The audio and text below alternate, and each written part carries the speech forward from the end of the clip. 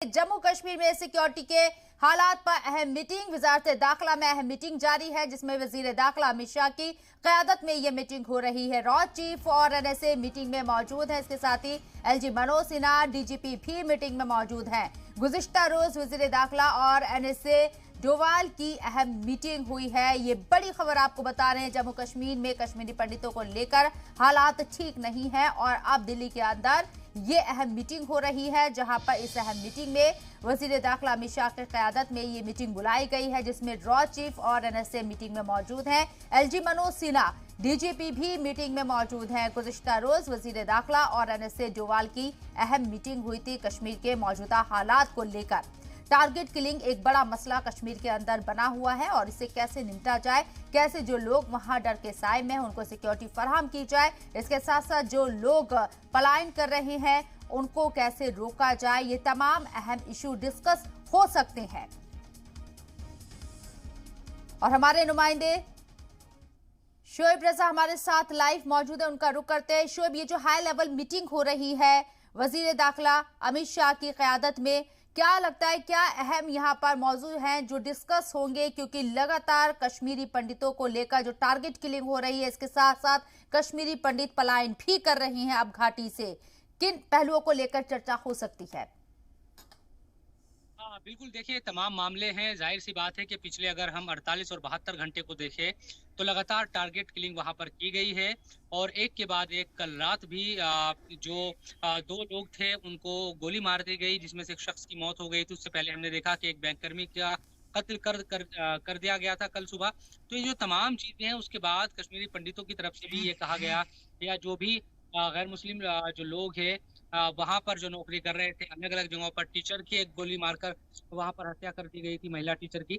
तो उसके बाद ये उनकी तरफ से कहा गया कि वो पलायन करने को मजबूर है और आज कई जगहों पर हम देख रहे हैं कि लोग छोड़कर जहां जहां पर भी वो नौकरियां कर रहे थे वो जम्मू पहुंच गए हैं और सरकार से गुहार लगाई थी कि सरकार की तरफ से गुहार लगाई गई थी सरकार से कि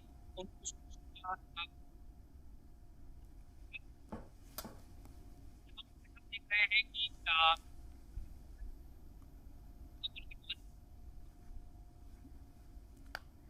शोएब, आपसे कोशिश करेंगे राब्ता करने की, आपकी आवाज हम तक नहीं पहुंच रही, लेकिन ये बड़ी खबर आपको बता रहे हैं। ये अहम मीटिंग बुलाई गई है वजीर दाखिला अमित शाह की क़यादत में, यह अहम मीटिंग बुलाई गई है जिसमें रॉ चीफ और एनएसए मीटिंग में मौजूद है। एलजी मनोज सिन्हा भी मीटिंग में मौजूद हैं, डीजीपी भी मीटिंग में मौजूद है। गुज़िश्ता रोज वजीर दाखिला और एनएसए डोवाल की अहम मीटिंग हो चुकी है।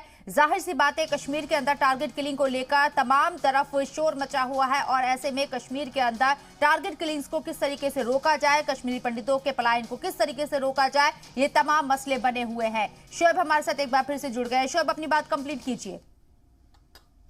तो देखिए, मैं बता रहा था कि किस तरह से 48 घंटे या 72 घंटे को आप देखेंगे तो लगातार वहां पर टारगेट किलिंग हुई है। सरकार पर एक दबाव बना हुआ है लगातार, क्योंकि सरकार ये वादा करती रही है कि जम्मू कश्मीर के जो लोग हैं और जो बाहर से जिन लोगों को क्योंकि वापस उनको ले जाना है, चाहे कश्मीरी पंडितों की बात करते हैं या दूसरे जो गैर मुस्लिम लोग हैं, उन लोगों को भी वहां पर बसाना है। लेकिन इस हालात में किस तरह से वहां पर लोग बसाए जा सकेंगे, क्योंकि लगातार लोगों को टारगेट किया जा रहा है और चुन चुन कर लोगों को वहां पर मारा जा रहा है। सरकार पर भी यकीनन दबाव बना हुआ था। कल भी हमने देखा कि एनएसए डोभाल और गृह मंत्री की एक मुलाकात हुई थी, डिस्कस हुआ था इन तमाम चीजों को लेकर। और आज भी 3 बजे से लगातार तमाम जो जिम्मेदार लोग हैं, चाहे वो गृह मंत्री की बात करें, एनएसए की बात करते हैं, या फिर एलजी हो जम्मू कश्मीर के, सीआरपीएफ की बात करते हैं, उनके अधिकारी, तमाम जो लोग हैं वो इस मीटिंग में मौजूद है और डिस्कस किया जा रहा है कि आगे आने वाले दिनों में किस तरह से वहां पर हालात को बेहतर किया जाए। सुबह से हम देख रहे हैं कि बहुत सारे ऐसे लोग हैं जो कश्मीर वादी को छोड़कर जम्मू आ गए हैं और वो लोग इस बात को कह रहे हैं कि उन्हें डर है, अब वो वापस नहीं जाना चाहते जब तक ये पुख्ता नहीं किया जाता कि दरअसल वहां पर जो इंतजाम है वो बेहतर है। और बहुत बड़ी तादाद में ऐसे लोग थे जिन्होंने ये भी मुतालबा किया था कि उनका ट्रांसफर कर दिया जाए जम्मू या दूसरी जगहों पर, क्योंकि वो वहां पर नौकरी नहीं कर सकते। जिसके बाद ये खबर आई कि इस बात को माना गया है और उन लोगों को दूसरी जगहों पर उनका तबादला किया जाएगा। लेकिन तबादला करना मसले का हल नहीं है, तमाम लोग इस बात को जानते हैं, बल्कि और जो लोग भी होंगे या फिर सरकार जिस तरह से 370 हटने के बाद एक मैसेज देना चाहती थी कि वहां पर जो हालात है वो बेहतर है, तो उन तमाम चीजों को एक धक्का पहुंच रहा है। आज जो गृह मंत्रालय में और मेरे पीछे तमाम मीडिया के जो लोग हैं वो आपको नजर आ रहे हैं, वो इसीलिए क्योंकि तकरीबन 1.5 घंटे से ज्यादा का वक्त हो चला है और यहाँ पर लगातार इस बात को लेकर डिस्कस किया जा रहा है, तमाम अधिकारी हो अलग अलग या फिर गृह मंत्री के जरिए भी, कि इन तमाम चीजों को कैसे रोका जाए, कैसे उन लोगों को निशाना बनाया जाए जो लोग इस जी टारगेट किलिंग को अंजाम दे रहे हैं, इन वारदातों को कैसे रोका जाए। इन तमाम चीजों को लेकर यकीनन बात हो रही है और कुछ देर के बाद, हालांकि ये हमेशा होता आया है कि गृह मंत्रालय की तरफ से कोई अभी जब अधिकारी या एलजी या दूसरे जो लोग हैं वो निकलेंगे, वो मीडिया से बात तो नहीं करेंगे, लेकिन ये बात सही है कि अंदर की जो खबर अभी हमारे पास छनते छनते आई, तो कुछ टुकड़ियों को वहां पर और तैनात करने की बात अंतर हो रही है बिल्कुल। अर्धसैनिक बलों की। उसके अलावा कई और ये मीटिंग जब हो वो भी जाएगी, क्या इसके ऊपर ऑफिशियल बयान दिया जाता है, ये भी देखना होगा। बहरहाल बहुत बहुत शुक्रिया शोएब आपका तमाम जानकारी हम तक पहुंचाने के लिए।